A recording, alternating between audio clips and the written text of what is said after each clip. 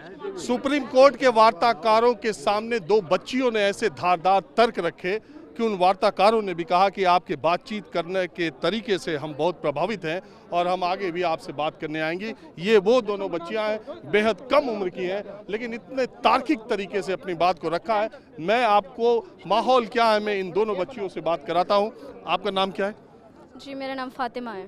और आपका? जैनब। हाँ? जैनब। आप कहाँ पढ़ाई करती हैं? मैं जामिया की स्टूडेंट हूँ। और आप? इग्नू की स्टूडेंट हूँ मैं। तो ये इतना जबरदस्त तरीके से क्या पढ़ती हैं आप? मैं रिसर्च स्कॉलर हूँ। इतना जबरदस्त तरीके से आपने बात रखी कि वो सुप्रीम कोर्ट के बड़े बड़े वकील उन्होंने दांतों तले उंगली दबा ली। तो जरा सा, चूंकि हमारे कैमरे लग नहीं पाए थे तो बहुत सारे लोग वो बात आपकी सुन नहीं पाए। मैं चाहता हूं कि जो आपने कहा था थोड़ा ही यहाँ उसी तरीके से बताएं। देखिए, बात हमारी, जहाँ तक हमारी बात की बात है तो मैं यही कहूँगी कि दिल से जब बात निकलती है असर रखती है, पर नहीं ताकत परवाज़ मगर रखती है। तो हम सच कह रहे हैं, हम अपनी परेशानी की। नो वीपिंग बेटा, नो, अल्लाह है साथ हमारे।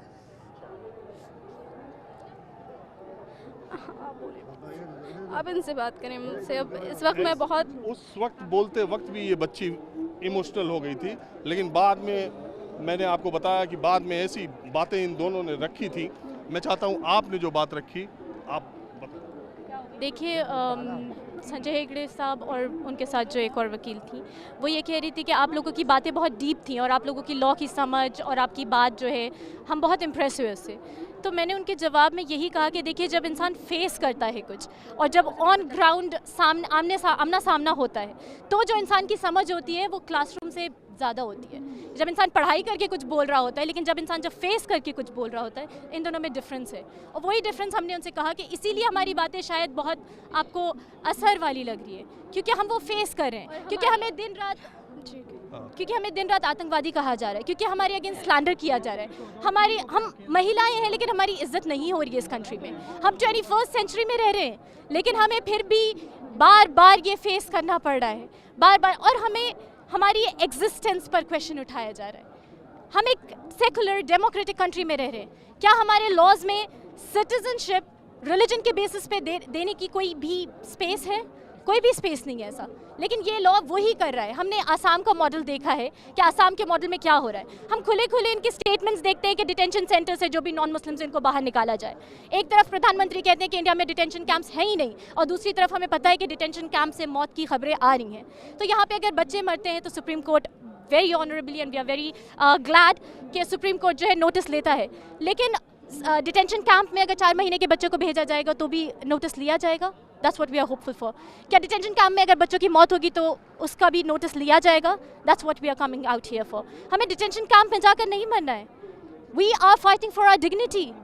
This law is anti women, this law is anti poor, this law is anti India, this law is anti India. The very idea of India is does not go with this law. तो इसलिए हम यहाँ बाहर सड़कों पे आए हैं। हम तो सिर्फ अपनी बात सुनाने के लिए यहाँ बैठे हैं और हमारी बात भी कोई सुनने के लिए तैयार नहीं है। और जहाँ तक हमारी आवाज़ की बात है कि हम इतने अच्छे से बात कैसे कर पाए, इसकी वजह यह है कि हमारी आवाज़ को इतना दबाया गया। मीडिया चैनल्स ने हमारी आवाज़ को दबाया। जो हम कहेंगे उसको गलत दिखाकर वो बयान करेंगे। हमारी आवाज़ को हर तरफ से दबाया गया है। जब हमारी आवाज़ हर तरफ से दबाई जाएगी तो अपनी वजूद को बचाने के लिए तो आवाज़ निकलेगी। ये तो इंसान की फितरत है कि वो बोलेगा, और वो जब बोलेगा और वो सच बोलेगा तो हर किसी के दिल पर असर करेगी बात, भले ही से वो माने या ना माने। इसीलिए आज हेगड़े साहब की भी आंखें भर आईं, इसीलिए उनकी आंखें भर आईं, क्योंकि जो हमारा दर्द था वो असल था। ये प्रोटेस्ट इस बारे में नहीं है कि हम सड़क ब्लॉक कर लें, सड़क का हिस्सा हम ब्लॉक कर बैठे हैं और लोगों को परेशान कर रहे हैं और यहाँ पर हम पिकनिक मना रहे हैं। नहीं, यहाँ तो हम अपनी एग्जिस्टेंस के लिए लड़ रहे हैं। यहाँ पे हम अपना एहतजाज दर्ज करा रहे हैं कि आप लोग हमसे ये किस तरह हमारे साथ ये नाइंसाफ़ी कर सकते हैं कि आप ये कहेंगे कि हम देश के नागरिक हैं या नहीं।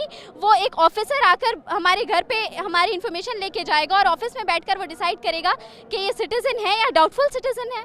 इस हद तक की नाइंसाफ़ी हमारे देश में नहीं चल सकती। लेकिन फातिमा, मैं सवाल, आप इतनी पढ़ी लिखी है तो ये आप समझ रही है कि सुप्रीम कोर्ट ने इन इंटरलोक्यूटर्स को किस लिए भेजा था? CAA के प्रोविजंस को या CEA के वापस लेने के मामले को, ये इसमें कोई फैसला नहीं कर सकते। वो आए थे बीच का रास्ता निकालने के लिए। उन्होंने कहा भी कि ये मामला अदालत के पास है और CAA पे अदालत देखेगी जो होगा। मैं ये जानना चाह रहा हूँ कि ये बातें आपकी बातें ज़्यादा CAA, NRC, NPR को लेकर के थी, वो बातें कुछ और करने आए थे। तो ये बातचीत की टेबल पे कोई बीच का रास्ता निकलते आपको दिखता है? आप देखिए, खुद समझिए कि ये जो प्रोटेस्ट है ये शुरू ही CAA और NRC के खिलाफ हुआ है। इसलिए हम इस प्रोटेस्ट से रिलेटेड कोई भी बात अगर करेंगे तो उसको CAA और NRC से अलग नहीं कर सकते। अगर अलग कर सकते तो हम वैसे ही उठा लेते प्रोटेस्ट, हम वैसे ही उठ जाते हैं यहाँ से, प्रोटेस्ट नहीं करते हम। अब रही बात कि वो रोड ब्लॉक की जो बात है, वही मैंने कहा कि पूरी बात ये रोड ब्लॉक पर आके रुकी जा रही है। लेकिन ये बात आप समझें कि रोड ब्लॉक की जो इनकन्वीनियंस है, वो लोगों को 2 घंटे का जाम लग रहा है, लोग वहाँ परेशान हो रहे हैं। अब हमारी इनकन्वीनियंस सोचिए कि 2 महीने से हम सर्दी में बैठे हुए हैं, कड़ाके की सर्दी में, और आप ये समझिए कि ये प्रोटेस्ट है किस लिए? ये प्रोटेस्ट है संविधान की वैल्यूज़ को बचाने के लिए।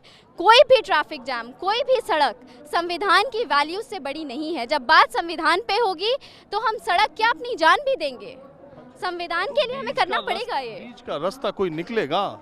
आप बताइए कि क्या संविधान में कोई अदरवाइज हो सकता है? क्या हम सेक्युलर नेशन को, अगर आप तैयार हैं कि हम सेक्युलर इंडिया को बना दें एक मोनार्की या एक हिंदू राष्ट्र, तो शायद हम ये कह सकते हैं कि हम सिटीजनशिप के लिए जो प्रोटेस्ट है उसे रोड की इनकन्वीनियंस की वजह से उठा लें। आपने भी सुना होगा, मैंने भी सुना है। अभी बनारस में गए थे, प्राइम मिनिस्टर ने, उन्होंने कहा था CAA वापस लेने का सवाल नहीं। होम मिनिस्टर कह ही रहे हैं CAA लेने का वापस सवाल नहीं। आप कह रहे हैं धरने से हटने का सवाल नहीं। CAA जब तक वापस नहीं लेते हो हम हटेंगे नहीं। फिर यानी कि प्राइम मिनिस्टर मोदी जी ने झूठ कहा था जब वो इलेक्शन जीत कर आए थे, और उन्होंने कहा था कि सबका साथ, सबका विकास, सबका विश्वास। तो ये बात प्रूव हो जानी चाहिए, और फिर प्राइम मिनिस्टर और जो बीजेपी गवर्नमेंट है वो अपना स्टैंड वापस ले ले। वो कह दे कि हम सबका विकास, सबका विश्वास के हित में नहीं हैं, हम सिर्फ अपनी मनमानी चलाएंगे, डेमोक्रेसी का स्ट्रक्चर हम तहस नहस कर देंगे, क्योंकि हमारे लिए मैटर नहीं करता कि लोग क्या आपको ये लगता है कि इसका रास्ता सुप्रीम कोर्ट के फैसले से ही आएगा? जब CAA पर सुप्रीम कोर्ट, तब मान लेंगे आप जो फैसला करें? हमें सुप्रीम कोर्ट पर पूरा भरोसा है। Supreme court is the apex temple of justice हमारी कंट्री में। हम उसका पूरा हमें पूरा ट्रस्ट, बिलीफ है उसके ऊपर, and we believe it. And in fact अगर प्राइम मिनिस्टर मोदी ये कहते हैं कि हम 1 इंच पीछे नहीं हटेंगे, तो आई डाउट कि वो सुप्रीम कोर्ट को भी इतना ही भरोसा और इतना ही उसको रिस्पेक्ट देते हैं या नहीं। क्योंकि हो सकता है कि कोर्ट का फैसला ये भी आ जाए कि ये वापस लिया जाए, बिकॉज ऑब्वियसली ये कॉन्स्टिट्यूशन को डायरेक्टली जो है, वो तो चलिए जब आएगा तब आएगा। अभी ये जो बातचीत हो रही है इसमें कोई रास्ता निकलेगा? उनका भी तो स्टेटमेंट है कि हम 1 इंच पीछे नहीं हटेंगे, तो this is clear disrespect of the supreme court. उन्होंने बोले अभी 3 रोज आना है। 3 रोज आएंगे, संडे तक आएंगे, मंडे रिपोर्ट देनी है, तब तक कोई रास्ता निकलेगा? रास्ता तो बहुत आसान है, रास्ता सॉल्व करना। तो अगर अभी जो हमारी गवर्नमेंट है उसने इतना ईगो नहीं दिखाया होता, इतनी नासस अगर वो नहीं होती, तो रास्ता तो अभी तक निकल चुका होता। बस सीधे, बहुत आसान है, छोटा सा है कि CAA को वापस ले लिया जाए, सिटीजनशिप रिलीजन बेस्ड ना हो, और हम आधा घंटा भी नहीं लगाएंगे। हमें शौक नहीं है यहाँ पर आके बैठने का। आपने भी अंदर बात की थी? नहीं, गुड़िया ने